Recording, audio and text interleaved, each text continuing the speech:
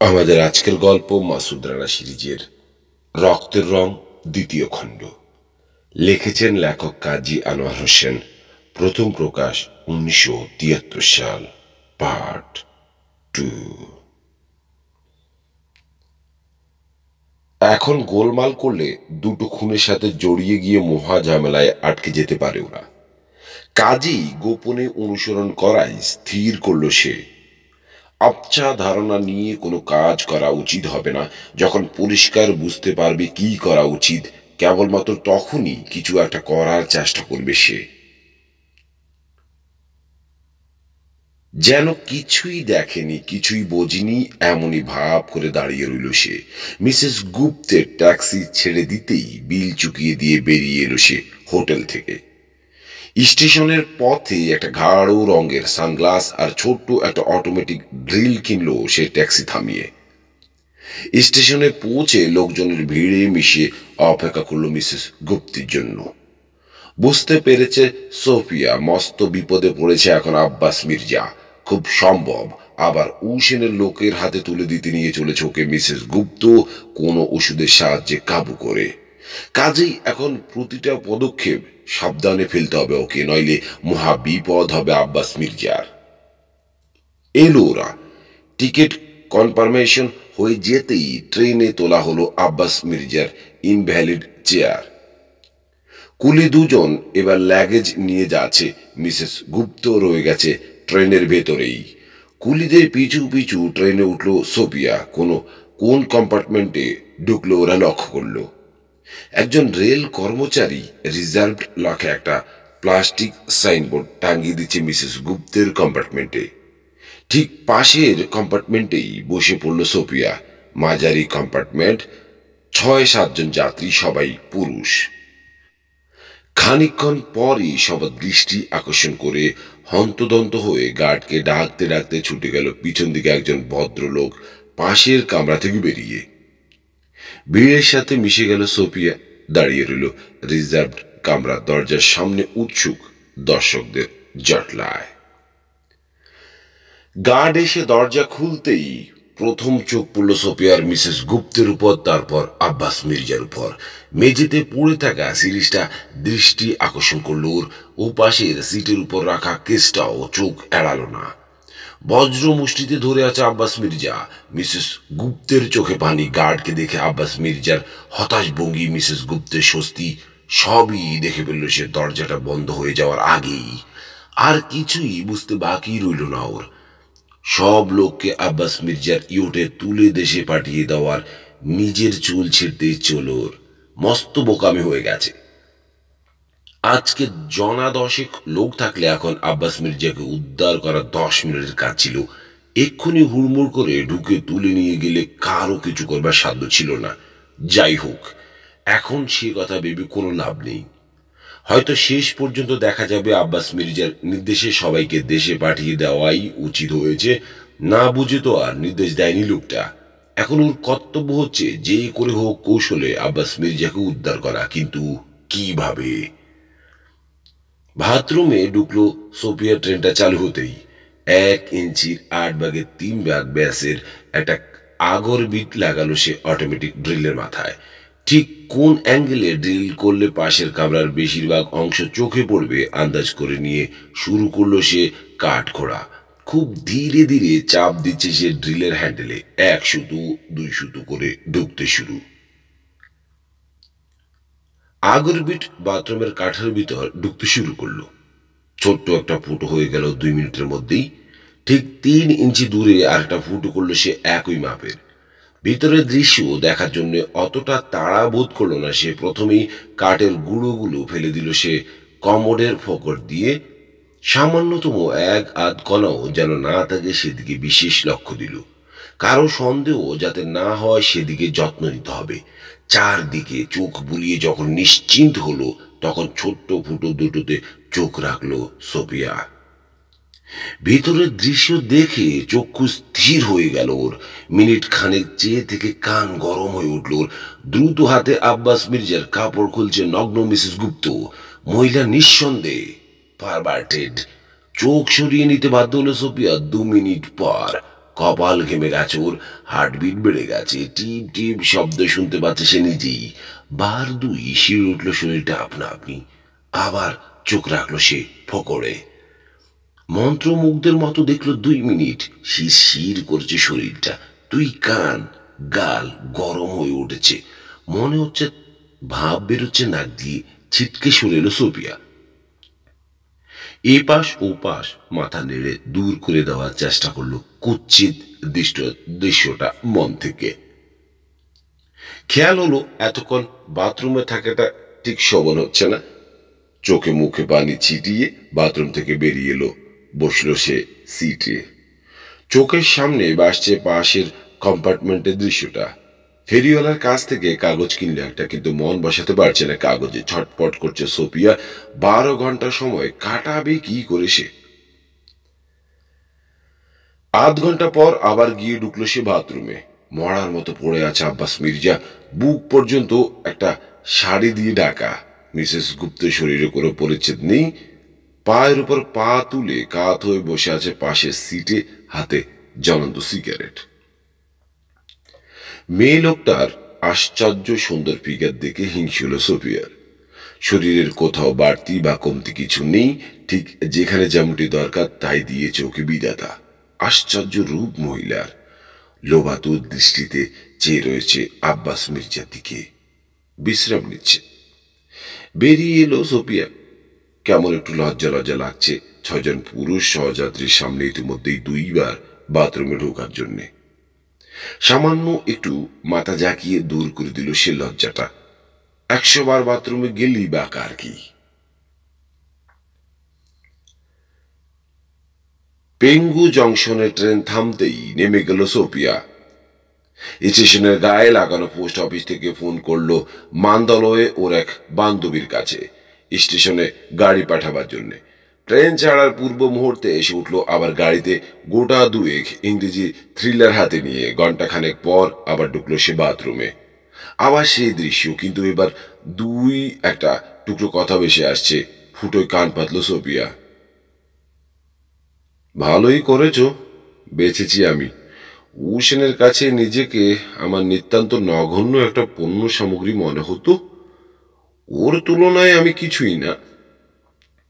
ওর মৃত্যুতে খুশি হয়েছি আমি, এখন আমি মুক্ত। কিন্তু উন্নতির চরম শিখরে উঠে যখন সে দৌর্দণ্ড প্রথাপে রাজত্ব করছে, তখন তোমার মতো একজন অতি সাধারণ লোক উসেনের তুলনায় কানা করে যোগ্যতাও জান নেই, হঠাৎ দেশে হাজির হয়ে এক সন্ধ্যার মধ্যে তাকে হত্যা করে বেরিয়ে আসতে পারলো। এটা আমার ভয়ানক খারাপ লাগছে। নিজেকে আরো ছোট মনে হচ্ছে, অযোগ্য লোকের অধীনে এতদিন কাজ করেছি বলে। মনে মনে কৃতজ্ঞ ছিলাম। ওর অতুলনীয় প্রতিভাকে শ্রদ্ধা করতাম আমি, কিন্তু এত ঘৃণাও বোধ হয় পৃথিবীতে আর কাউকে করতাম না আমি। মৃত মানুষের বিরুদ্ধে কিছু বলতে নেই, কিন্তু প্লাস্টিক সার্জারির পর 1 বছর আমার শরীরটা নিয়ে যা খুশি তাই করেছে সে। ওর বিকৃত কামনার লোলুপতা দেখে নিয়েছি আমি সেই 1 বছর। কি পাশবিক অত্যাচার সহ্য করেছি আমি 12টা মাস, তা তুমি কল্পনাও করতে পারবে না। আকর্ষণ কমে যেতেই ডাস্টবিনে ছুঁড়ে ফেলে দিতে বিন্দুমাত্র দ্বিধা করেনি সে। আমাকে ব্যবহার করেছে আজের পিছনে কালোর পিছনে কুৎসিত এক গণিকার ভূমিকায়। এইভাবে ঘুরতে ঘুরতে সরোজের ঘাটে এসে ভিড়ল আমার তরি। বেঁচে থাকার জন্য অন্য অর্থ শিখলাম আমি ওর কাছেই। কিছুক্ষণ চুপচাপ। আবার ফুটুতে চোখ রাখতে যাচ্ছিল সোফিয়া, এমনই সময় বেশি এলো মিসেস গুপ্তের কণ্ঠস্বর। আমি জানি তোমাকে পাকিস্তানিদের হাতে তুলে না দিয়েও আমার প্রাণ রক্ষার ব্যবস্থা করা সম্ভব ছিল। ইচ্ছে করলে তোমার মাধ্যমেই তোমাদের সরকারের সাহায্য নিয়ে প্রাণ বাঁচাতে পারতাম। কিন্তু এই পথটাই বেছে নিলাম দুটো কারণে। প্রথমত, আমি ল্যান্ড অফ প্যারাডাইসে যেতে চাই। সোনার দেশ আমেরিকা, আমার স্বপ্নের দেশ। তোমার সাহায্যে সেখানে যেতে পারতাম না আমি। আর দ্বিতীয়ত, কথাটা শুনতে অদ্ভুত লাগবে, কিন্তু এটা আসল সত্য। উসেনের প্রেমে পড়েছিলাম আমি। উসেনই আমার জীবনের প্রথম পুরুষ। ওর সমস্ত অত্যাচার হাসি মুখে সহ্য করতে পারতাম আমি, যদি না আমাকে দূর করে দিয়ে সুই থেকে নিয়ে ও ডলাডলি করতো। যদি না আমাকে সামান্য এক পণ্য হিসেবে গণ্য করত। একথা জানতো হুসেন, আমার অকৃত্রিম ভালোবাসা মনে মনে উপভোগও করত। সেই জন্যই বিশ্বাস ভঙ্গ করবার পরও ডক্টর হুয়াঙ্গার সুইথির অনুরোধ ঠেলে কাজে বহাল রেখেছিল আমাকে। তুমি ওশেনের হত্যাকারী, তোমার সর্বনাশ না করা পর্যন্ত আমার শান্তি হবে না। বেরিয়ে এলো সোফিয়া। চোখাচোখি করলো দুজন অল্প বয়সী যাত্রী। থ্রিলারে মন দিয়ে সোফিয়া ওদের উপেক্ষা করলো। ধীরে ধীরে কথাবার্তা শুরু করেছে যাত্রীরা নিজেদের মধ্যে। কে কোথায় কি করে ইত্যাদি দিয়ে শুরু হলো প্রাথমিক আলাপ। বই পড়া ব্যস্ততার ভান করে সম্পূর্ণ এড়িয়ে গেল সোফিয়া সবাইকে। যুবকদের একজন বাথরুম হয়ে এলো। ফুটো দুটো লক্ষ্য করলো কিনা কে জানে। বইয়ের মধ্যে ডুবে গেল সোফিয়া। একটা কিছু প্ল্যান তৈরি করবার চেষ্টা করছে সে মনে মনে। 12:30 নাগাদ চতুর্থবারের মতো সোফিয়া ঢুকলো বাথরুমে। অপেক্ষা করলো যুবক দুজনের মুচকি হাসি। লজ্জায় মাটিতে মিশে যেতে ইচ্ছে করছে, কিন্তু এছাড়া আর উপায় কি। এখনো জানতে পারেনি সে যা জানতে চায়। এতক্ষণে কপাল ফিরল সোফিয়ার। কসমেটিক কেসটা নামাচ্ছে মিসেস গুপ্ত। ছোট অ্যালুমিনিয়ামের বাক্সটা বের করছে ওর ভিতর থেকে, সেই সাথে কথা বলছে। কান পাতল সোফিয়া। আছে, লাইটিক ককটেলের প্রভাব দূর হয়ে যাবে 2 মিনিটের মধ্যেই। যদি দেখি ওদের সাথে নেগোসিয়েশন ঠিক পথে যাচ্ছে না, তখন প্রয়োজন মনে করলে কোনো এক সুযোগে এই ওষুধটা ইনজেক্ট করবো আমি তোমার শরীরে। ওদের সাথে কোনো কারণে পড়তা না পড়লে তোমার সাহায্য দরকার হতে পারে আমার নিরাপদে বেরিয়ে আসার জন্য, বুঝতে পেরেছো? কথা বলতে বলতে একটা শিশি থেকে ওষুধ নিল মিসেস গুপ্ত। সিরিজে এগিয়ে গেল আব্বাস মির্জার দিকে। আরও খানিক পরে দিলেও চলতো, কিন্তু একবার যা দেখিয়েছো তারপর আর কোনো রকম রিস্ক নেওয়া ঠিক হবে না। উপর করলো সে আব্বাস মির্জার নগ্ন শরীরটা। সে নিজেও নগ্ন। পিঠে সিঁড়ি দাঁড়ার কাছাকাছি ঢুকিয়ে দিল সুচটা। সিরিজটা যথাস্থানে তুলে রাখলো। বলল, এবার এসো, আর এক বাউট হয়ে যাক, তারপর দুপুরের খাওয়াটা খেয়ে আসবো রেস্টুরেন্টের থেকে। এগিয়ে গেল সে আব্বাস মির্জার দিকে। চোখ সরিয়ে নিল সোফিয়া। বাথরুম থেকে বেরিয়েই বয়স্ক টাক পড়া এক ভদ্রলোকের কথা কানে গেল ওর। ভদ্রলোক বেশ জমিয়ে ফেলেছেন সহযাত্রীদের সাথে। ছোকরা দুটো অবাক হয়ে গেছে তার পাণ্ডিত্যের বহর দেখে। হা করে গিলছে কথাগুলো। গ্লুকোজ, শরীরটা আর গ্লুকোজ অ্যাবজর্ব করতে না পারলে রক্তের মধ্যে জমা হতে থাকে সুগার। এই জন্য ফুসফুস আর হৃৎপিণ্ড ঠিকমতো কাজ করতে পারে না, ফলে মৃত্যু হয় রোগীর সঠিক চিকিৎসা না হলে। 1889 খ্রিস্টাব্দে প্রথম প্রমাণ হলো প্যানক্রিয়াসের সাথে এই রোগের ঘনিষ্ঠ সম্পর্ক আছে। প্যানক্রিয়াস হচ্ছে পাকস্থলীর পেছনে, অ্যাবডোমেনের ঠিক এই জায়গাটা অবস্থিত একটা বড় সড়ো গ্ল্যান্ড। ইতর পানির উপর পরীক্ষা চালিয়ে দেখা গেল ওই গ্ল্যান্ডটা কেটে বাদ দিয়ে দিলেই এই রোগের আক্রমণ হয় প্রায় তৎক্ষণাৎ। আরও পরে জানা গেল প্যানক্রিয়াসের কয়েক গুচ্ছ সেল থেকে এক জাতীয় হরমোন তৈরি ও সিক্রেশন হয়ে রক্তের সাথে মেশে, এবং এই হরমোনই গ্লুকোজ অ্যাবজর্বেশনে সাহায্য করে। এর নাম দেওয়া হলো ইনসুলিন হরমোন। এতক্ষণে আলোচনার বিষয়বস্তু সম্পর্কে মোটামুটি একটা ধারণা করতে পেরে 2 কান লাল হয়ে উঠল সোফিয়ার। মাথাটা নিচু হতে হতে বইয়ের সাথে নাক ঠেকবার উপক্রম হলো ওর, কিন্তু বিদ্বান লোকদের সেদিকে খেয়াল নেই। অনর্গল কথা বলে যাচ্ছেন তিনি। 1922 খ্রিস্টাব্দে ডক্টর ব্যান্টিং ও প্রফেসর ম্যাকলিওড ইতর প্রাণীর প্যানক্রিয়াস থেকে ইনসুলিন বের করে নেওয়ার কৌশল আবিষ্কার করলেন। নোবেল প্রাইজ পেলেন ওরা এই গুরুত্বপূর্ণ আবিষ্কারের জন্য। আজকের দিনে ডায়াবেটিস বা বহুমূত্র আর ততটা ভয়ঙ্কর অসুখ নয়। প্রোটামাইন জিঙ্ক ইনসুলিনের একটা ইঞ্জেকশনই যে কেউ নিশ্চিন্ত থাকতে পারে 24 ঘন্টার জন্য। কিন্তু তাই বলে ডোজ বাড়িয়ে দেওয়ার উপায় নেই। ইনসুলিনের মাত্রা বেশি পড়ে গেলে আবার সুগার স্টারভেশন দেখা দেবে। ঘরবাড়ি দুলবে চোখের সামনে, সর্বশরীর কাঁপতে শুরু করবে, চোখের তারা এক জায়গায় স্থির থাকবে না, মৃত্যু পর্যন্ত ঘটতে পারে। এর ফলে আসল কথা, রক্তের মধ্যে শর্করার পরিমিতি রক্ষা করতে হবে, তাহলে স্বাভাবিক সুস্থ মানুষের মতো চলাফেরা করতে পারবে যে কোনো ডায়াবেটিস রোগী।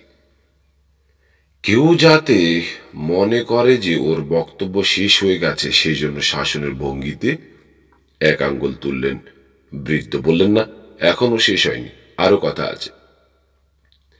কথা বলেই চললেন তিনি। পাগল চিকিৎসার ক্ষেত্রে ইনসুলিন দারুণ কার্যকারী ওষুধ বলে প্রমাণিত হয়েছে। হরদম ব্যবহার হচ্ছে পাগলা গারোতে, যার ডায়াবেটিস নেই এমন পাগলের বেইনে ইনসুলিন ইঞ্জেকশন দিলে তীব্র একটা শক পাবে ওর শরীর, জ্ঞান হারাবে, কিছুক্ষণের মধ্যেই শুরু হয়ে গেল সুগার স্টারভেশন। কিছুক্ষণ এভাবে রেখে তারপর গ্লুকোজ ইঞ্জেকশন দিলে দেখা যায় অনেক ধরনের পাগলামি সেরে যায়। এসব অবশ্য এক্সপার্ট ডাক্তারের পরামর্শ ছাড়া করতে গেলে মারা যেতে পারে রোগী। তবে বক বক করে চললেন পণ্ডিত বৃদ্ধ, যেন কিছুই শুনতে বা বুঝতে পারছে না, এমনই ভাবে বই পড়ে চলল সোফিয়া। আধ ঘন্টা পর আর চোখে দেখতে পেল সে পাশের কামরা থেকে বেরিয়ে রেস্টুরেন্ট কারের দিকে চলে গেল মিসেস গুপ্ত। 1 মিনিট আন্দাজ সময় দিয়ে উঠে দাঁড়ালো সোফিয়া, বেরিয়ে এলো করিডোরে। মিসেস গুপ্তের লাল শাড়িটা অদৃশ্য হয়ে গেল রেস্টুরেন্ট কারের দরজা দিয়ে। চট করে ঢুকে পড়ল সোফিয়া রিজার্ভ কম্পার্টমেন্টের ভেতর। চোখ মেলে শুয়ে আছে আব্বাস মির্জা, বুক পর্যন্ত চাদর দিয়ে ঢাকা। খোলা দুই চোখে স্পষ্ট বিস্ময় দেখতে পেল সে। দ্রুত কাজ সারতে হবে এখন। প্রথমেই হ্যাঙ্গারে ঝোলানো কোটটা সরিয়ে দিল সোফিয়া। ঢাকা পড়ল দেওয়ালের গায়ের ছোট্ট গর্ত দুটো। কসমেটিক কেসটা নামিয়ে ছোট বাক্সটা বের করে রাখলো সে সিটের উপর। বাক্সের মধ্যে দুটো একই মাপের শিশি আর একটা গোল বলের মতো কাছের কি একটা জিনিস। একটা শিশির গায়ে লেবেল আছে, অপরটা লেবেলহীন। লেবেলের গায়ে শুধু একটা শব্দ লেখা, লাইটিক। লেবেল অর্থাৎ লেবেলহীন শিশির ভেতর রয়েছে লাইটিকের প্রভাব মুক্তকারক ওষুধ। এই ওষুধটা ইনজেক্ট করলেই 2 মিনিটের মধ্যে সম্পূর্ণ সুস্থ হয়ে উঠবে আব্বাস মির্জা। 2 মিনিটের মধ্যে নিশ্চয়ই ফিরে আসবে না মিসেস গুপ্ত। তবু দরজাটা সামান্য ফাঁক করে একবার দেখে নিল সে করিডোরটা। বিস্মিত দৃষ্টিতে চেয়ে রয়েছে আব্বাস মির্জা। দ্রুত হাতে সিরিজের মধ্যে খানিকটা ওষুধ টেনে নিল সোফিয়া লেবেলহীন শিশি থেকে। ইঞ্জেকশন দিতে তেমন কোনো অসুবিধা হলো না। সূচ ফোটানোর দাগ রয়েছে পিঠে, ঠিক সেই বরাবর ঢুকিয়ে দিল, টিপে দিল সোফিয়া। সিরিজটা বাক্সের ভিতর রেখেই মনে পড়ল ওর হ্যান্ডব্যাগে রাখা পিস্তলটার কথা। হুইল চেয়ারের গদির নিচে রেখে দিল সে আব্বাস মির্জা দেওয়া স্মিথ অ্যান্ড ওয়েসন। চট করে দরজাটা খুলে চোখ রাখলো বাইরে। ভয়ানক ভাবে চমকে উঠল সোফিয়া। ফিরে আসছে মিসেস গুপ্ত। উদ্ভ্রান্তের মতো এদিক ওদিক চাইল সে। বলল, ধরা পড়ে গেলাম বোধ হয়। ফিরে আসছে মেয়ে লোকটা। দরজা খুলেই দৌড় দেব আমি? পিস্তলটা রইল ওই চেয়ারের গদির নিচে। যেমন ভালো বুঝবেন করবেন। হঠাৎ আশ্চর্যভাবে অসহায় হলো সোফিয়ার ভাগ্য। একটা কম্পার্টমেন্ট থেকে কে যেন ডাকলো মিসেস গুপ্তকে। থেমে দাঁড়িয়ে সেই কামরায় গিয়ে ঢুকলো সে। সিটের উপর রয়েছে কসমেটিক কেসটা। কোটটা আগের জায়গায় রাখা হলো না, সময় নেই, এখনই এসে পড়বে মহিলা। করিডোরে বেরিয়ে এলো সোফিয়া। ধীর পায়ে চলে গেল রেস্টুরেন্ট কারের দিকে। ঝড়ের মতো ঢুকে ঝটপট কাজ ছেড়ে ঝড়ের মতোই বেরিয়ে গেল সোফিয়া। রানা বুঝল নানকিন হোটেলে ওকে ঠিকই চিনতে পেরেছিল মেয়েটা, ফলে পিছু নিয়েছে। কোনো কৌশলে জানতে পেরেছে লাইটিক ককটেলের কথা। প্যানশু গুপ্ত কামরা ছেড়ে বেরোতেই ছুটে এসেছে রানাকে উদ্ধার করতে। এখন 2 মিনিট সময় দরকার। 2 মিনিট সময় পেলেই অবস্থা আয়ত্তে এসে যাবে ওর। মিসেস গুপ্ত আসছে। কামরায় ঢুকেই কি সে টের পেয়ে যাবে যে লাইটিক প্রভাব কেটে যাচ্ছে রানার শরীর থেকে? খুলে গেল দরজা। কামরায় ঢুকেই থমকে দাঁড়ালো মিসেস গুপ্ত। ভ্রুজোড়া কুচকে গেছে। তীক্ষ্ণ দৃষ্টিতে রানাকে পরীক্ষা করল সে। চোখ জোড়া সরে গেল ওপাশের সিটের উপর নামিয়ে রাখা ডালা খোলা কসমেটিক কেসটার উপর। পাশেই পড়ে আছে ছোট্ট বাক্সটা। সারাটা কামরা ঘুরে এসে আবার স্থির হলো দৃষ্টিটা রানার চোখের উপর। দরজা লাগিয়ে দিয়ে ছুটে গেল সে কসমেটিক কেসটার কাছে। ব্যাপারটা আজ করতে পেরেছে সে। ছোট বাক্সটা খুলে প্রথমেই শিরিষটা শুকে দেখলো সে। লেবেল লাগানো শিশিটা হাতে তুলে নিয়ে পরীক্ষা করলো। মুখটা খুলে গন্ধ শুকলো, তারপর বাক্সে ভরে রেখে দিল কসমেটিক কেসের ভেতর। এবার রানার একটা চোখের পাতা 2 আঙ্গুলে যতদূর সম্ভব ভাগ করে পরীক্ষা করলো সে। তারপর হাসলো।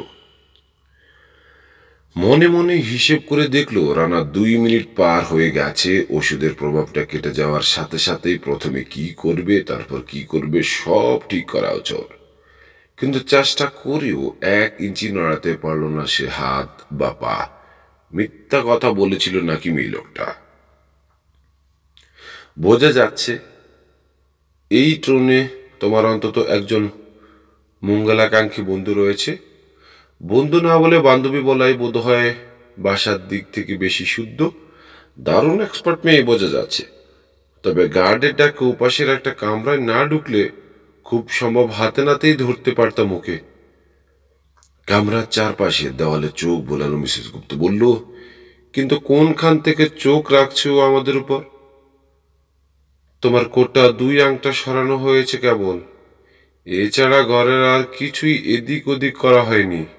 কাজে আমার বিশ্বাস ওখানেই কোনো ফুটোয় কান পেতে শুনেছ আমার কথাবার্তা, দেখেছে সব কিছু। কোটটা সরিয়ে ফুটোয় চোখ রাখলো মিসেস গুপ্ত, তারপর সরে এলো। যা ভেবেছিলাম তাই, কিন্তু আর কোনো সুযোগ পেতে হচ্ছে না। আর 1 মিনিটের জন্য চোখের আড়াল করছি না আমি তোমাকে। প্রয়োজন হলে পুলিশের সাহায্য নেব। চিনেছি আমি ওকে, নানকিন হোটেলেই। খাবার নিয়ে এলো বেয়ারা। খাবারের গন্ধে জিভে পানি এসে গেল রানার। ভয়ানক খিদে পেয়েছে, কিন্তু খাওয়ার উপায় নেই। গোগ্রাসে গিলল মিসেস গুপ্ত। বিল চুকিয়ে মোটা বকশিস দিল বেয়ারাকে। দরজা বন্ধ করে এসে আরাম করে পাশের সিটে বসে সিগারেট ধরালো। রাত 8টা। অজোরে বৃষ্টি মাথায় নিয়ে পৌঁছল ট্রেন মান্তালয়ে। সোফিয়াকে কোথাও দেখতে পেল না রানা। প্ল্যাটফর্মে দাঁড়িয়ে থাকা সুইথিকে দেখতে পেল। ইনি আমার স্বামী, মিস্টার সরোজ গুপ্ত। পরিচয় করে দিল প্যাঞ্চু গুপ্ত। আর এর কথা তো তোমাকে বহুবার বলেছি সরোজ, এই সেই সুন্দরী সুইথি। কণ্ঠস্বরে আন্তরিকতা টেনে আনার চেষ্টা করলো মিসেস গুপ্ত, কিন্তু রানা বুঝল সাপে নেউলের সম্পর্ক ওদের দুজনের মধ্যে। 20 নজরে দেখছে দুজন দুজনকে। এক বিন্দু হাসি নেই সুইথির মুখে। গম্ভীরভাবে নিরাসক্ত কণ্ঠস্বরে বলল, গ্ল্যাড টু মিট ইউ। কলিদের ইঙ্গিত করলো এগোবার জন্য। নিজেও পা বাড়ালো সামনের দিকে। ঠান্ডা দৃষ্টিতে গাড় ফিরিয়ে দেখলো একবার মিসেস গুপ্তের মুখ। বলল, সবাই অপেক্ষা করছে তোমার বক্তব্য শোনার জন্য। যতটা দাবি করছো ঠিক ততটা গুরুত্বপূর্ণ বক্তব্য না থাকলে এখান থেকে কেটে পড়াই তোমার পক্ষে মঙ্গল বলে মনে করি। উপদেশের জন্য অসংখ্য ধন্যবাদ সুই, তরল কণ্ঠে বলল মিসেস গুপ্ত। কিন্তু তোমার উপদেশ ছাড়াই বহুদূর চলে এসেছি আমরা। দোরগোড়া থেকে ফিরে যেতে আসেনি। কি হয়েছিল রেঙ্গুনি বলো তো? তোমাকে কিছু বলবার হুকুম নেই। আমার কাজ তোমাদের স্টেশনে রিসিভ করে আস্তানা পর্যন্ত পৌঁছে দেওয়া। পাকিস্তানি জেনারেলকে অনুরোধ করেছিলাম থাকবার জন্যে। তিনি আছেন তো? এইটুকু জানাতে বারণ করেনি নিশ্চয়ই কেউ? আছেন, জরুরি কাজ ফেলে অপেক্ষা করছেন তোমার বক্তব্য শোনার জন্যে। কুলিদের সাহায্যে গাড়িতে তোলা হলো রানাকে। 69 মডেলের মার্সিডিজ বেঞ্চ গাড়ি ছেড়ে দিল সুইতি প্রায় নির্জন রাস্তা। 1-8টা গাড়ি ছাড়া রাস্তায় লোকজন নেই। ঝমঝম বৃষ্টি আর সেই সাথে মাঝে মাঝে বিদ্যুৎ চমক। ওয়াইপার চলছে, কিন্তু তবু পরিষ্কার দেখা যাচ্ছে না পথঘাট। উসেনের লাশ কি করেছো? আবার প্রশ্ন করল মিসেস গুপ্ত। শোক মিছিলে শরিক হতে এসেছো বুঝি? উসেন কেবল একা তোমার সর্দারি ছিল না, আমারও ছিল। কেবল সর্দারি নয়, আরো কিছু, তাই না? মুচকি হাসলো সুইথি। তোমার আমার মধ্যে মিল আছে এই একটা ব্যাপারে, কিন্তু তোমার মধ্যে তেমন শোকের ছায়া দেখতে পাচ্ছি না সুইথি। তোমার মধ্যেও না? রানার দিকে চাইল সে। তোমার স্বামী খুবই চুপচাপ মানুষ দেখছি। ওর শরীর খারাপ, ঘুমের ওষুধ খাওয়াতে হয়েছে। আর কিছুই বলল না সুইথি। চুপচাপ গাড়ি চালাচ্ছে আর মাঝে মাঝে রিয়ার ভিউ মিররের দিকে চাইছে। হঠাৎ স্পিড বাড়িয়ে দিল সে। বলল, কাউকে পিছু লাগিয়েছ নাকি প্যান্সু? না তো, কি ব্যাপার? কথাটা বলি হঠাৎ সচকিত হয়ে পিছন দিকে চাইল মিসেস গুপ্ত। দ্রুত বেগে এগিয়ে আসছে একটা গাড়ি, একেবারে কাছাকাছি এসে পড়েছে। বেপরোয়া ভাবে গাড়ি চালাচ্ছে পিছনের ড্রাইভার। পাশাপাশি এসে পড়ল গাড়িটা। এবার ওভারটেক করছে। লাল একটা ওপেন রেকর্ড। অস্পষ্ট আলোতেও পরিষ্কার চিনতে পারল মিসেস গুপ্ত। বিস্ফোরিত চোখে দেখলো ওই গাড়ির বেপরোয়া ড্রাইভার আর কেউ নয়, সেই অ্যাংলো মেয়েটা। সামান্য একটু সামনে এগিয়েই বাঁয়ে চাপতে শুরু করলো লাল গাড়িটা। বাঁয়ে কাটো সুইথি, অ্যাক্সিডেন্ট করবে ওই গাড়িটাও। ও আমাদের থামাবার চেষ্টা করবে। পাকা ড্রাইভার সুইথি হাত মিনিট আর এগোতে দিল না পাশের গাড়িটাকে, বরং বেশি চেপে এসেছিল বলে ঝট করে ডাইনে স্টিয়ারিং কেটে ছোট্ট একটা গুঁতো মারল ওপেলের পেট বরাবর। সরে গেল লাল গাড়িটা, কিন্তু স্পিড কমলো না একটু। যত দূর যায় তত দূর টিপে ধরেছে সোফিয়া অ্যাক্সিলেটার। একটু একটু করে এগিয়ে যাচ্ছে সে সামনে, পাগলের মতো চালাচ্ছে গাড়ি। হঠাৎ স্টিয়ারিং কাটলো সুইটি। বিপজ্জনক একটা শার্প টান নিয়ে ঢুকে গেল বাম পাশের অন্ধকার গলিতে। কেউ করে আর্তনাদ করে উঠল একটা কুকুর। চাপা পড়লো চাকার তলায়। পেছন ফিরে দেখলো মিসেস গুপ্ত এই গাড়ির সাথে সাথে টার্ন নিয়েছিল লাল গাড়িটা, কিন্তু প্রস্তুত ছিল না বলে দেরি করে ফেলেছে 1 সেকেন্ড। সামলাতে পারল না। প্রচন্ড বেগে গিয়ে ধাক্কা খেলো একটা দোকানের দেওয়ালের সাথে। গাড়ি থামাও সুই, ধরে আনি হারামজাদিকে। গাড়ি থামাবার কোনো লক্ষণই দেখা গেল না সুইথির মধ্যে। বলল, তুমি চেনো ওকে? চিনি না, কিন্তু রেঙ্গুন থেকে অনুসরণ করে এসেছে ও আমাকে। ওকে ধরা দরকার। ধরা যাবে। মান্দালয়ে লাল ওপেল রেকর্ড খুব বেশি নেই, কিন্তু অ্যাক্সিডেন্ট করবার চেষ্টা করছিল কেন? কেন, কি করেছে ওর কাছ থেকেই জানা যেত। বিরক্ত হয়ে জিভ দিয়ে পচ্চা শব্দ করল মিসেস গুপ্ত। দলের লোক হয়েও আমাকে কেন এত সন্দেহ করছো বুঝতে পারছি না মিসুই। সবই বুঝতে পারবে তুমি ফ্যানসু। কিছুক্ষণের মধ্যেই সবকিছু পরিষ্কার হয়ে যাবে তোমার কাছে, এবং সম্ভবত আমাদের কাছেও। বার কয়েক মোড় ঘুরে আবার বড় রাস্তায় উঠে এলো মার্সিডিজ 220। রাস্তাঘাট কিছুই চিনতে পারছে না রানা। বাঘগুলো টের পাচ্ছে কেবল। ওর মনে হচ্ছে গোলক দাদার রাস্তায় অনন্তকাল ধরে ওরা শুধু চলেছে তো চলছেই, পথ আর পুরাচ্ছে না। ওদিকে সোফিয়ার কি অবস্থা কে জানে। মিনিট 10 পর ঠিক রেঙ্গুনের ইয়ানলাও ডিপার্টমেন্টাল স্টোরের মতো দেখতে একটা প্রকাণ্ড দালানের সামনে এসে দাঁড়ালো গাড়িটা। ঠিক একই আর্কিটেকচার ডিজাইন, তবে এটা 11 তলা। আন্ডারগ্রাউন্ড কার পার্কে গাড়িটা থেমে দাঁড়াতেই দুপাশ থেকে দুজন লোক এগিয়ে এলো। এক নজরেই বোঝা যায় দুজনই সশস্ত্র। কেবল সশস্ত্রই নয়, সতর্কও। ইনভ্যালিড চেয়ারে তুলে দেওয়া হলো রানাকে। ওটা ঠেলার ব্যাপারে কেউ সাহায্য করলো না মিসেস গুপ্তকে। পিছু পিছু এলো লিফট পর্যন্ত, কিন্তু লিফটে উঠল না প্রহরী দুজন। 9th ফ্লোরে পৌঁছে লিফটের দরজা খুলে যেতেই আরো দুজন সশস্ত্র প্রহরী পাওয়া গেল। পিছু পিছু এলো ওরা ড্রয়িং রুম পর্যন্ত। দাঁড়িয়ে রইল দরজায়। ড্রয়িং রুমে বসে আছে ডক্টর হুয়াং, জেনারেল এহতাসাম এবং কর্নেল শেখ। উঠে দাঁড়ালো সবাই। পরিচয়ের পালা সারা হলো সংক্ষেপে। কর্নেল শেখ বলল, আপনার স্বামীর শরীরটা ভালো নেই মনে হচ্ছে। ও বলছে ঘুমের ওষুধ খাইয়েছে, বলল সুইথি। রেঙ্গুনের গোলমালটার কথা জানেন নিশ্চয়ই। কাজের কথা এলো কর্নেল শেখ। হ্যাঁ, সেজন্য আসতে হলো আমাদের, বলল মিসেস গুপ্ত। আমি জানি হোসেনের মৃত্যুর ব্যাপারে আমার করবার আর কিছুই নেই। কিছুটা আমার দোষে ঘটেছে, এই দুঃখজনক ঘটনাটা দোষ না বলে ভুল বলাই ভালো। যাই হোক, এজন্য ক্ষতিপূরণ দিতে আমি পারি, সেই কথাই জানাতে এসেছি আমরা। সবাই বসল। হুইল চেয়ারটায় ব্রেক কষে দিয়ে মিসেস গুপ্ত গিয়ে বসল একটা সোফায়। ক্ষতিপূরণ? অবাক হলো ডক্টর ইয়াং। সেনের মৃত্যুর ক্ষতিপূরণ? সেনের মৃত্যুর ক্ষতিপূরণ হয় না। আমার অফার আপনার জন্য নয় ডক্টর হুয়াং।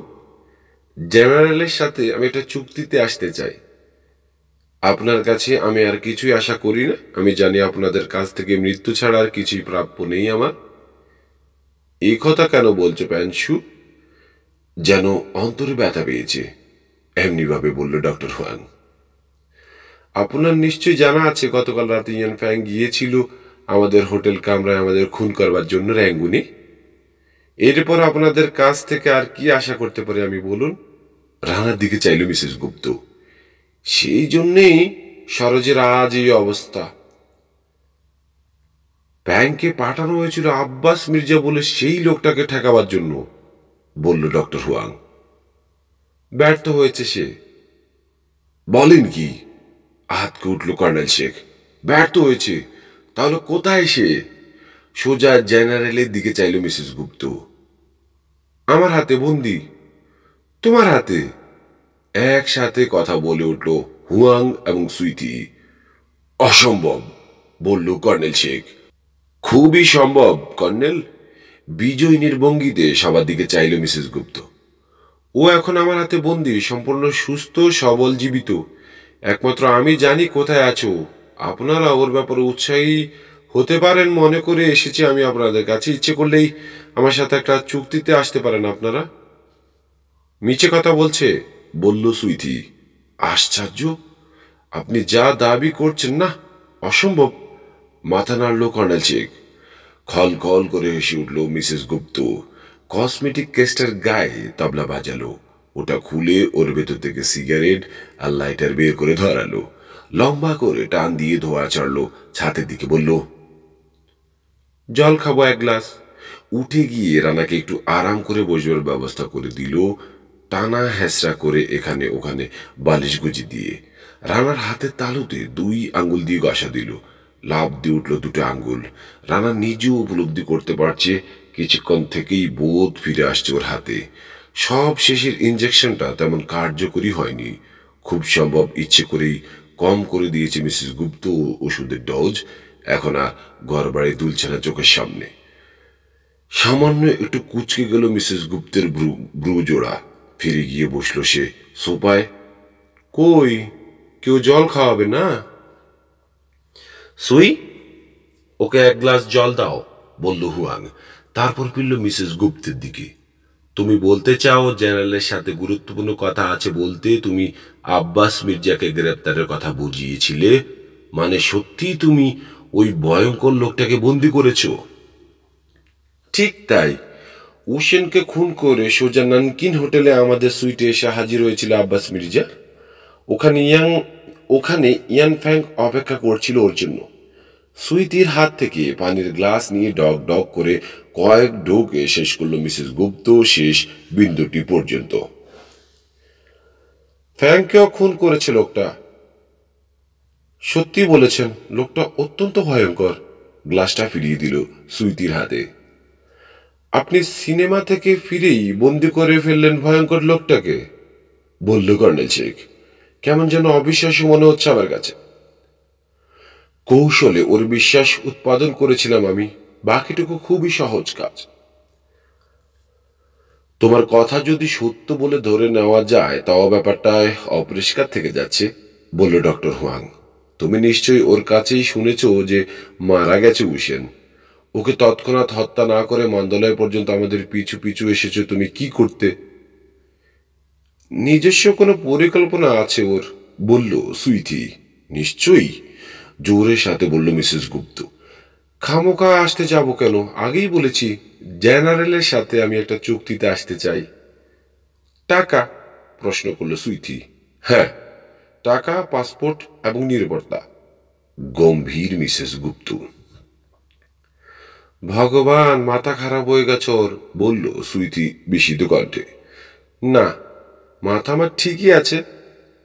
আমাদের দুজনকে নির্বিচারে হত্যার আদেশ দেওয়ার পরেও যদি তোমাদের দলে থাকতে চাইতাম তাহলে বলতে পারতে। আমার মাথায় গোলমাল আছে। উসেনকে ঘৃণা করতাম আমি। ওর জন্য কাজ করতাম কেবল কৃতজ্ঞতা ভোটটা সম্পূর্ণ জলাঞ্জলি দিতে পারেনি বলে। কৃতজ্ঞ ছিলাম ওর কাছে। তাই ওর মতো একজন জঘন্য চরিত্রের লোককে সহ্য করেছি গত কয়েকটা বছর। যাই হোক, ওকে সহ্য করেছি বলেই তোমাদের দুজনকেও সহ্য করবার কোনো কারণ আমি দেখতে পাই না। তোমাদের অধীনে কাজ করবার মানসিকতা আমার নেই। জেনারেলের দিকে ফিরল মিসেস গুপ্ত। ওদের সাথে কাজ করা সম্ভব নয় বলেই আপনার আশ্রয় প্রার্থনা করছি আমি। আমাকে নেতৃত্ব দেওয়ার যোগ্যতা ওদের কারো মধ্যে আছে বলে মনে করি না আমি। আমি আব্বাস মির্জাকে বন্দি করেছি। ওকে আপনার হাতে তুলে দিতে পারি যদি আপনি আমার জন্য একটা আমেরিকান পাসপোর্ট, প্লেনের টিকিট, কিছু টাকা এবং নিরাপত্তা নিশ্চয়তা বিধান করতে পারেন। যদি না পারি? প্রশ্ন করল জেনারেল এহতেশাম। তাহলে শুধু হাতেই ফিরে যেতে হবে আমাকে। অন্য অল্টারনেটিভ ভেবে রেখেছি আমি। মুচকি হাসল ডক্টর হুয়াং। বলল, তা বেশ, কিন্তু একটা ব্যাপার লক্ষ্য করছি। তুমি শুধু তোমার নিজের নিরাপত্তার জন্য বলছো, তোমার স্বামীর কি হবে? তাকে আর দরকার নেই। না, উশিনের নির্দেশে ওকে বিয়ে করেছিলাম আমি। ওর সাথে কোনো সম্পর্ক রাখার ইচ্ছে নেই আমার। সোনার দেশ আমেরিকায় নতুনভাবে আবার শুরু করতে চাই আমার জীবন। এতক্ষণে আবার কথা বলল কর্নেল শেখ। বলল,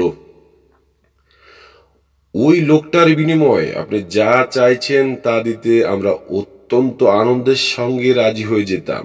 কারণ তুলনামূলকভাবে আপনার দাবি খুবই সামান্য। সম্ভবত সত্যিকার পরিচয় আপনার জানা নেই বলেই ওকে হাতের মুঠে পাওয়ার জন্যে আরো অনেক কিছুই দিতে রাজি থাকতাম আমরা। কিন্তু কর্নেলের মুখের কথা কেড়ে নিয়ে সুইথি বলল, কিন্তু দুঃখের বিষয়, তোমার কথা সত্যতা সম্পর্কে সন্দেহ দূর হচ্ছে না কর্নেলের। আমরা যেমন জানি ওরাও তেমনই জানেন মিথ্যে বলছো তুমি। আসল উদ্দেশ্য তোমার অন্য কিছু। মিথ্যে বলছি? তার তার টের পেলে কি করে? বাঁকা চোখে চাইল মিসেস গুপ্ত সুইথির দিকে। যাকে বন্দি করেছো বলছো, তার সত্যিকার পরিচয় জানলে এই মিথ্যার আশ্রয় নিতে না তুমি। ওর নাম আব্বাস মির্জা নয়, বলল কর্নেল শেখ। আপনাকে ঠিক অবিশ্বাস করতে চাই না, কিন্তু কিছু মনে করবেন না। আমার কাছে অবিশ্বাসী লাগছে ব্যাপারটা। ওর সত্যিকার নাম হচ্ছে Masud Rana, second man of Bangladesh counter intelligence. Masud Rana? বিস্ময়ে বিস্ফোরিত হয়ে গেল মিসেস গুপ্তের দুই চোখ। নিজের অজান্তেই দৃষ্টিটা একবার ঘুরে এলো রানার উপর থেকে। বলেন কি, মাসুদ রানা? অসম্ভব। সে কি করে হবে? ওর সম্পর্কে গল্প শুনেছি আমি সরোজের কাছে। মাথা নাড়ল মিসেস গুপ্ত। আশ্চর্য। ধরা পড়ার ভয়ে আর রানার দিকে চাইল না সে। অসম্ভব। ঠিক বলেছেন, অসম্ভব। গোপে তা দিল কর্নেল শেখ। মাসুদ রানার হাতে ইয়ান ফ্যাংয়ের মৃত্যুটা বিশ্বাসযোগ্য। আমি ডক্টর হুয়াংকে নিষেধ করেছিলাম ফ্যাংকে একা না পাঠাতে। রানার বিরুদ্ধে অন্তত 4 জন ইয়ান ফ্যাংকে পাঠানো দরকার ছিল। আমি ওর সাথে কাজ করেছি, ব্যক্তিগতভাবে চিনি আমি ওকে। পাকিস্তানের সেরা স্পাই ছিল সে। আপনি যদি বলতেন হঠাৎ অতর্কিতে গুলি করে বা বিষ খাইয়ে মেরে ফেলেছেন ওকে, কথাটা বিশ্বাসযোগ্য হতো। নিশ্চয়ই বুঝতে পারছেন, ওকে বন্দি করেছেন এই কথাটা নিশ্চয়ই প্রমাণ ছাড়া আমাদের পক্ষে বিশ্বাস করা এত কঠিন কেন? হঠাৎ হেসে উঠল মিসেস গুপ্ত হিস্টেরিয়া রোগীর মতো। সবাই অবাক হয়ে চেয়ে রয়েছে ওর মুখের দিকে, কিন্তু কোনো দিকে ভ্রুক্ষেপ নেই ওর। হেসেই চলছে খলখল করে। আধ মিনিট পর কোনো মতে বলল, অসম্ভব। উসেনের হত্যাকারীকে বন্দি করেছি আমি, তাতে কোনো সন্দেহ নেই। সে যত বড় স্পাই হোক না কেন, আমার হাতে এখন বন্দি। সবাই মুখ চাওয়াচই করল। কাজ জাগালো ডক্টর হুয়াং। বোকা হয়ে গেছে সবাই। তাই যদি হয়, শুরু করেছিল কর্নেল, কিন্তু ওর কথায় বাধা দিল সুইথি। বিশ্বাস করবেন না ওর কথা। মিথ্যে বলায় ওর জুড়ি নেই। উসেন বলেছেন আমাকে এই কথা।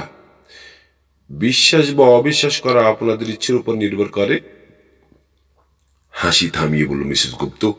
সুইটির দিকে ফিরল সে। আমার সম্পর্কে উসেনের মতামত জেনে সুখী হলাম। সত্যি আমি কখনো মিথ্যে বলছি, কখন সত্যি বলছি বুঝবার ক্ষমতা ছিল ওর। কিন্তু আজ যদি উসেন বেঁচে থাকতো তাহলে পরিষ্কার বুঝতে পারতো যে সত্যি কথাই বলছি আমি। যাই হোক, আমার বক্তব্য শুনেছেন আপনারা। কর্নেল শেখের দিকে ফিরল মিসেস গুপ্ত। পৃথিবী বিখ্যাত স্পাই মাসুদ রানার বিনিময়ে আমার সামান্য দাবি পূরণ করতে রাজি আছেন আপনারা? আমার মনে হয় সত্যি কথাই বলছে প্যাঞ্চু। মিসেস গুপ্তের পিছন থেকে বেশি এলো উসেনের গুরু গম্ভীর ভরাট কণ্ঠস্বর। চমকে উঠল মাসুদ রানা। বিদ্যুৎ স্পষ্টের মতো আড়ষ্ট হয়ে গেল মিসেস গুপ্ত, কিন্তু সে শুধু 3 সেকেন্ডের জন্য। তারপর ঝট করে ফিরল উসেনের দিকে। রানার মনে হলো বারবার ইঞ্জেকশন দেওয়ার ফলে মাথার মধ্যে কোনো গোলমাল হয়ে গেছে ওর। স্পষ্ট অনুভব করতে পারছে সে ওষুধের গুণ অত্যন্ত দ্রুত নষ্ট হয়ে যাচ্ছে। মাথা ঘোরাটা একেবারেই নেই। 2 হাত কাঁধ এমনকি পিঠে পর্যন্ত বোধ শক্তি ফিরে এসেছে। ইচ্ছে করলেই পা নাড়াতে পারে সে এখন, কিন্তু মাথাটায় কিছু হলো নাকি? মৃত্যু উসেন আবার বেঁচে উঠে কি করে? ব্যাপারটা কেবল অবিশ্বাস্যই নয়, ভীতি প্রদত্ত। শিরশির করে মেরুদণ্ড বেয়ে একটা শীতল স্রোত উঠে এলো ঘাড়ের কাছে। শিউরে উঠল রানা। উসনের লাশ দেখেছে সে মেঝেতে শুয়ে আছে, অপলক, প্রাণহীন, 2 চোখ চেয়ে রয়েছে ছাদের দিকে অভিব্যক্তিহীন। সেই লোকটাই এসে দাঁড়ালো ঘরের মধ্যে। একটা ডিবান ঘুরে এগিয়ে এলো রানার দিকে।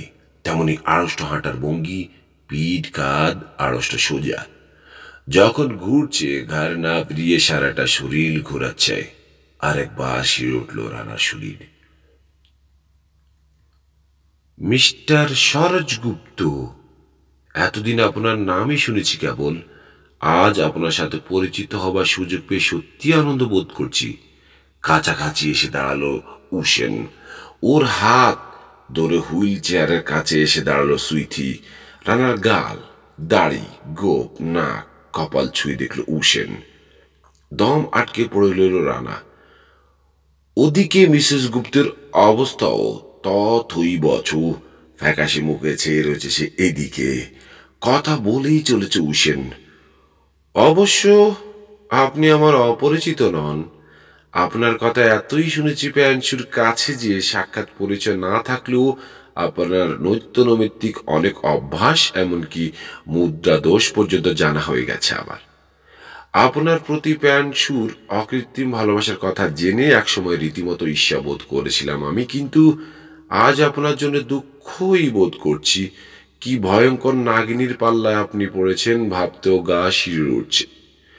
সোজা হয়ে উঠে দাঁড়ালো উসেন। হুয়াং, তোমার একখানা চুরুট ছাড়ো তো ভায়া। সোফার দিকে এগুলো উসেন।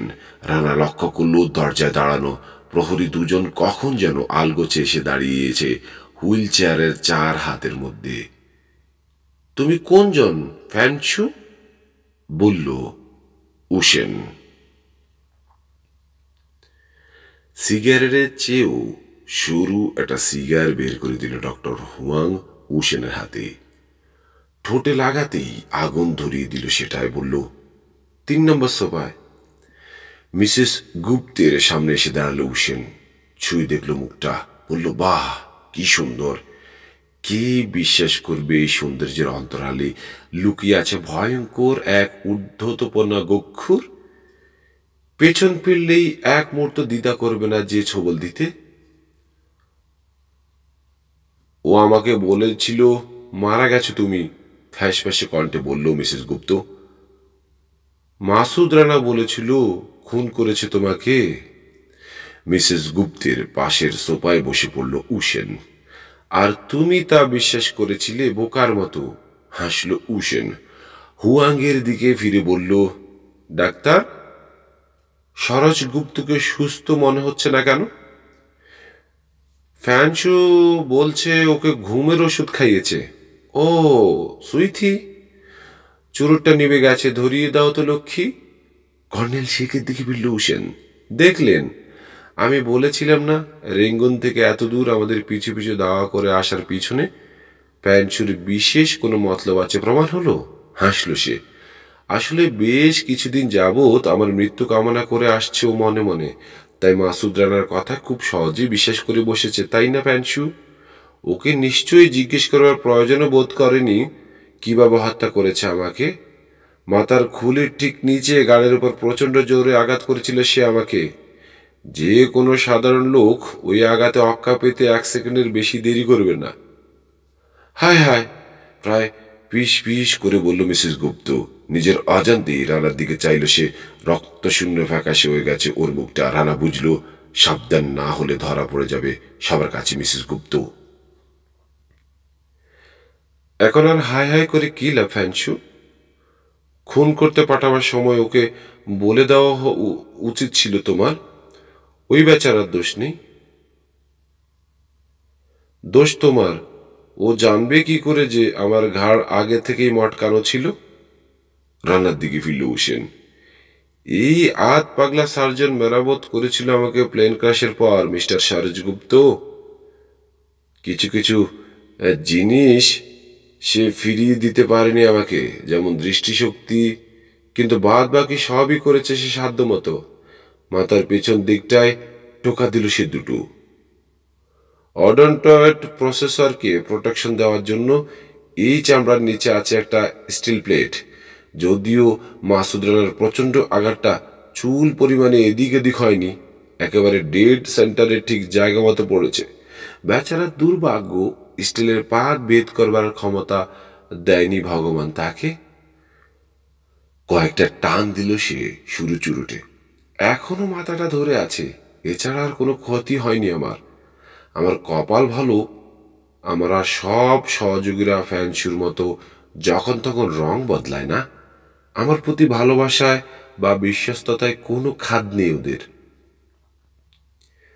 তুমি আমাকে ভুল বুঝছো হোসেন। কসমেটিক কেস থেকে সিগারেট বের করে দাঁড়ালো মিসেস গুপ্ত। রানা রক্ষা করলো, হাতটা কাঁপছে ওর। তোমার প্রতি বিশ্বাসঘাতকতা করিনি আমি। আমি জানতাম না মাসুদ রানা তোমাকে হত্যা করতে এসেছে রেঙ্গুনে।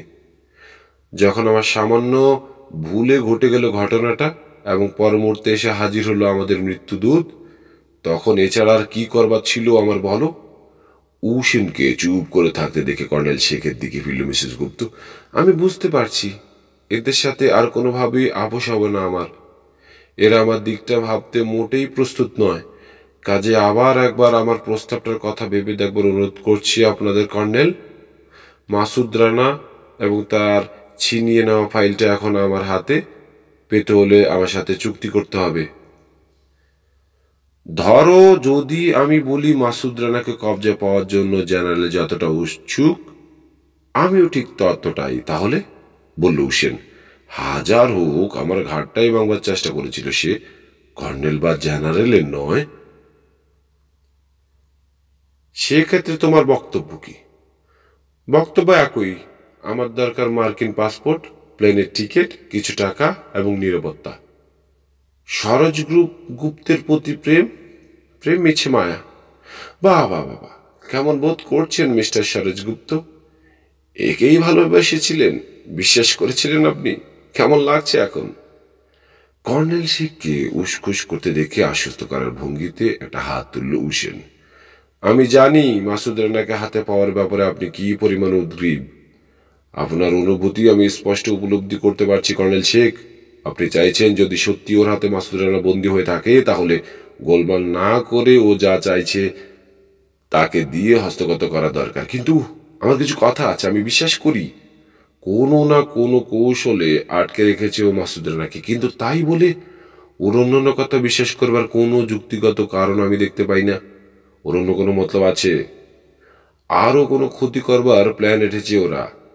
মাসুদ রানাকে আপনাদের হাতে তুলে দেওয়ার আর কোনো কারণই দেখতে পাই না আমি একটি ছাড়া, সেটি হচ্ছে হোসেনকে হত্যা করে তৃপ্তি হয়নি ওদের। ওরা আপনাকে এবং জেনারেল এহতাসামকে হত্যা করতে চায়।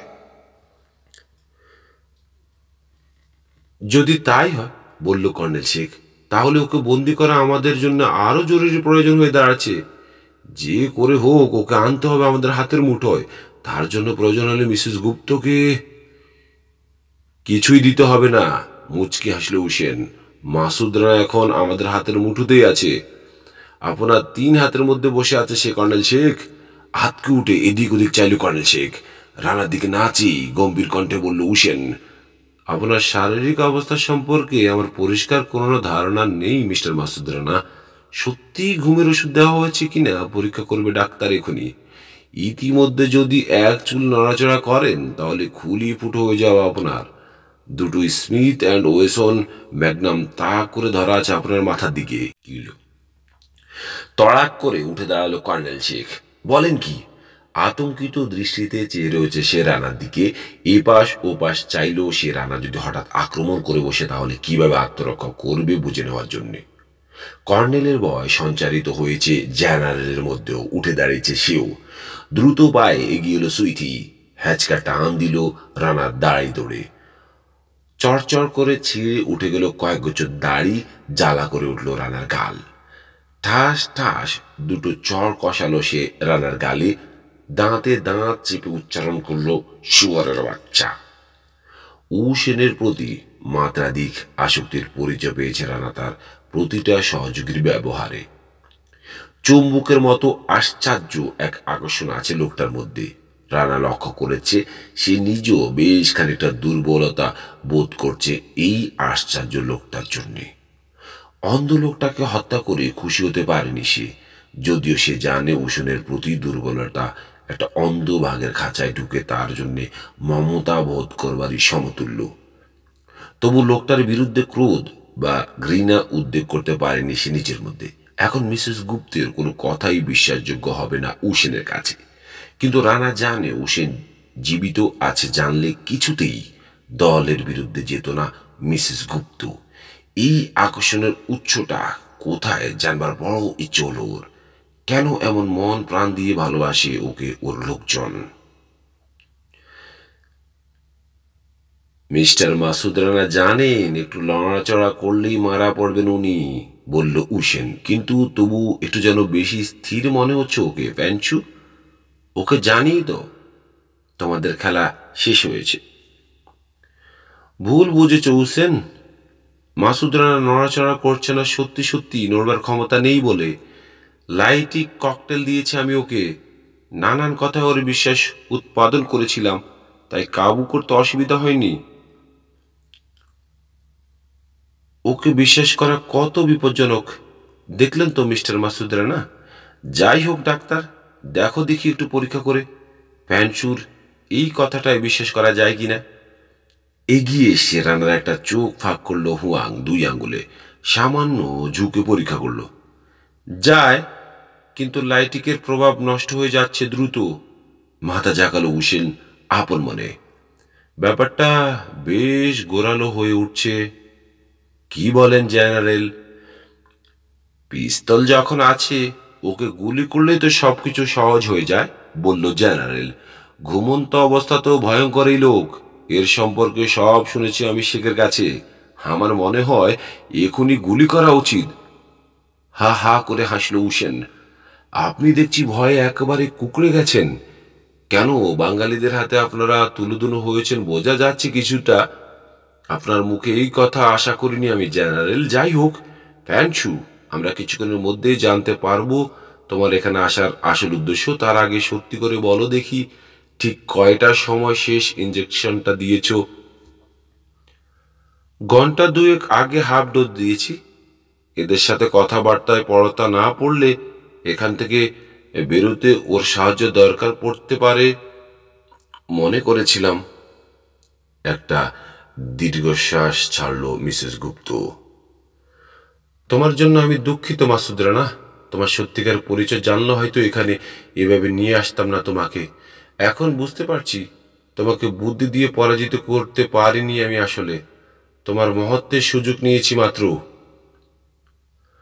কোলের উপর রাখা কসমেটিক কেসের ভিতর লাইটারটা রেখে দিয়ে ছোট বাক্সটা বের করে আনলো সে অত্যন্ত অবলীলা করবে।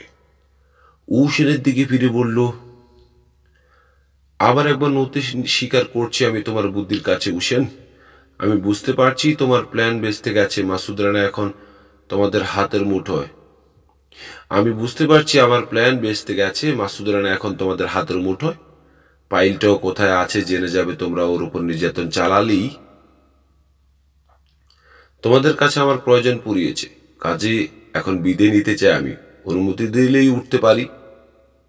কি চমৎকার মহিলা, তাই না কর্নেল? সব কটা দাঁত বেরিয়ে গেল উসেনের। এর অস্বাভাবিক বুদ্ধির কথা বলেছি আপনাকে। অতুলনীয় সৌন্দর্য তো দেখতেই পাচ্ছেন চোখের সামনে, সেই সাথে অপূর্ব রোষবোধের পরিচয় পাওয়া যাচ্ছে, তাই না? রসিকতা আমি করছি না উসেন। গম্ভীর মিসেস গুপ্তের চোখ মুখ। সুইথি, উসেনকে বলো আমার হাতে কি দেখতে পাচ্ছ। কেউ আমার দিকে এক পা এগুলেই ফেলে দেবো আমি এটা মাটিতে। হঠাৎ আড়ষ্ট হয়ে গেল উসেন, প্রায় ফিসফিস করে বলল, কি আছে ওর হাতে? ওর কসমেটিক কেসটা কেড়ে নেওয়া হয়নি? ভীত চকিত দৃষ্টিতে এদিক ওদিক চাইল সুইথি। না, ওর হাতে একটা পাতলা কাচের বল দেখা যাচ্ছে, আর কিছুই নেই। এই ছোট্ট বলের ভিতর এই ঘরের প্রত্যেককে খুন করার পক্ষে যথেষ্ট পরিমাণে ক্লোরিন গ্যাস আছে, বলল মিসেস গুপ্ত দীপ্ত ভঙ্গিতে। তুমি দিয়েছিলে এটা আমাকে উসেন। উঠে দাঁড়ালো সে। কেউ যদি বাধা দেওয়ার চেষ্টা করে, এই ঘরের কেউ যদি একটু নড়াচড়াও করে, হাত থেকে ফেলে দেব আমি বলটা।